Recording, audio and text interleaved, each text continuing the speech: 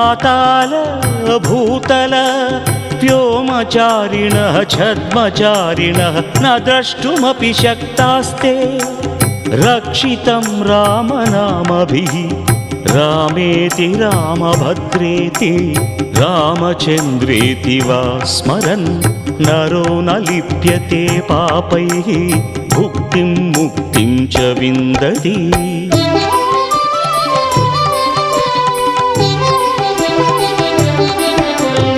जगज्जैत्रैकमन्त्रेण रामनाम्नाभिरक्षितं यः कण्ठे धारयेत् तस्य करस्तात् सर्वसिद्धयः वज्रपञ्जरनामेदं यो रामकवचं स्मरेत् अव्याहताज्ञः सर्वत्र लभते जयमङ्गलम् आदिष्टवान्।